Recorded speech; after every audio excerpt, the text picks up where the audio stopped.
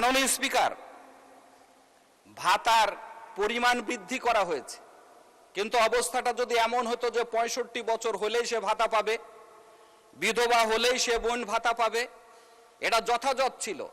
কিন্তু 75 বছর বয়স হয়ে গেলেও বিধবা হওয়ার পরে 5 বছর পার হলে এখনো তারা ভাতাভোগী হতে পারছে না। বিধায় এই সংখ্যাটাকে আরো বৃদ্ধি করলে তবেই জনগণ বুঝতো যে বাজেটে আমরা কিছু একটা পাচ্ছি। মাননীয় স্পিকার, আমার সময় শেষের দিকে, আগে একটু সময়। জি, মাননীয় সদস্য, খুব 2 মিনিট সময় আপনাকে দেয়া হলো। আর ধন্যবাদ মাননীয় স্পিকার। 6টি রোগের জন্য টাকার পরিমাণ বৃদ্ধি করা হয়েছে, ধন্যবাদের জন্য। কিন্তু উপকারভোগীর সংখ্যা যদি বৃদ্ধি করা হতো, আমরা এখানে সকল সংসদ সদস্য জানি কি পরিমাণ এই 6টা রোগের অসুস্থ রোগীরা আমাদের কাছে আবেদনপত্র নিয়ে আসে, তাহলে জনগণ এর দ্বারা উপকার পেত। মাননীয় স্পিকার, ফ্যামিলি কার্ডের কথা বলা হয়েছে। 41 লক্ষ ফ্যামিলিকে ফ্যামিলি কার্ড দেওয়া হবে। এটা হিসাব করলে পরে ওয়ার্ড পিছু 90টা করে পরিবার পাবে। তাহলে বাকি যে দরিদ্র ফ্যামিলিগুলো আছে তাদের অবস্থাটা কি হবে?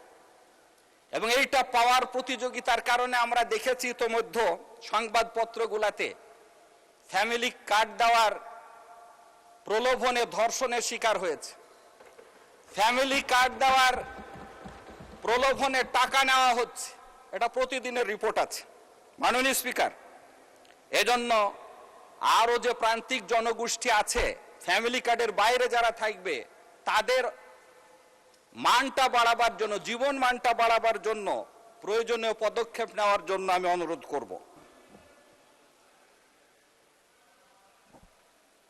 একটু বসেন, একটু বসেন প্লিজ। আপনার আগে দাঁড়িয়েছেন এম মাহবুবউদ্দিন খোকন সাহেব, দেখি উনি কি বলেন। একটু দয়া করে বসেন। এম মাহবুবউদ্দিন খোকন সাহেব, আপনি কি জন্য দাঁড়ালেন? একটু মাইকটা দিবেন দয়া করে প্লিজ। মাননীয় স্পিকার, পয়েন্ট অফ অর্ডার বলছি।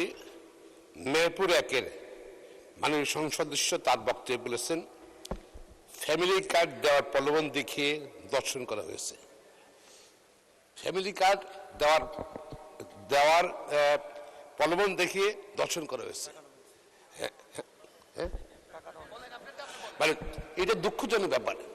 সংসদে ঢালাভাবে কথা বলা উচিত না। সংসদের ভাষা জানতে হবে, সেভাবে বলতে হবে। তার বক্তব্যটা স্পষ্ট করার জন্য আমি অনুরোধ করছি। মানে আপত্তিকর।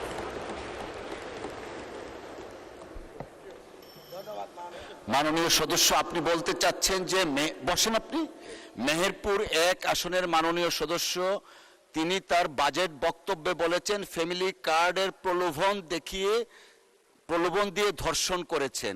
এই বক্তব্যটা এক্সপান্স চাচ্ছেন, এইটাই তো আপনার বক্তব্য। মোহাম্মদ রফিকুল ইসলাম খান, আপনি দাঁড়িয়েছেন, একটু মাইকটা দিবেন দয়া করে ফর এ মিনিট।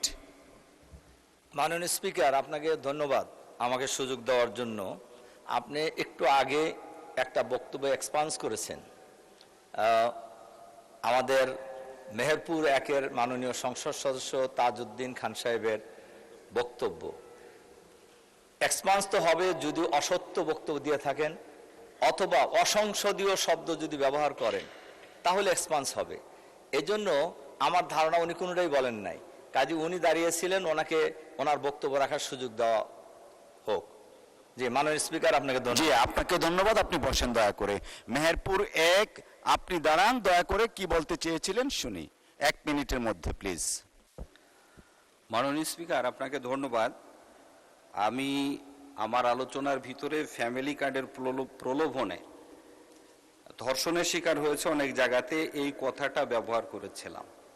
অবশ্য মাননীয় সদস্য এই কথাটার উপরে আপত্তি করেছিলেন যে এই ভাষাটা ব্যবহার না করার ক্ষেত্রে। আমি যতটুকু শুনেছি, আমাদের কাছে যে তথ্য আমার কাছে ছিল সময়ের অভাবে দিতে পারেনি, আমি তথ্যগুলো আপনার কাছে পাঠিয়ে দিচ্ছি। জি জি মাননীয় স্পিকার, 10/4/2026 ফরিদপুর সোনাগাজী কোতোয়ালি থানাতে ফ্যামিলি কার্ডের প্রলোভনে ধর্ষণের অভিযোগে একটা মামলা হয় নারী ও শিশু নির্যাতন আইনে। ওসি সাহেব এর প্রাথমিক সত্যতা পেয়েছে বলে এটা প্রমাণ হয়েছে। 25/4/2026 রংপুর মিঠাপুকুর উপজেলা ভাংনা ইউনিয়ন বিএনপির সহ সম্পাদক এনামুল হক দল থেকে তাকে সাময়িক বরখাস্ত করা হয়েছে প্রাথমিক সত্যতা পাওয়ার কারণে। আরো মাননীয় সদস্য, আপনি দয়া করে বসেন। জি,